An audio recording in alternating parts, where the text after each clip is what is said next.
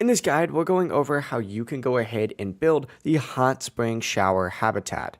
Before we do get into this guide, make sure to like the video and subscribe to the channel with all notifications on. It really does help the channel and it lets us know that you want more content like this. We'd greatly appreciate it if at any point throughout this guide you did have any questions, ask them down in the comment section below and we could help you out further. I'm going to be doing my best to reply to every single comment down there. Now, first things first, you're going to need like a shower and a seat.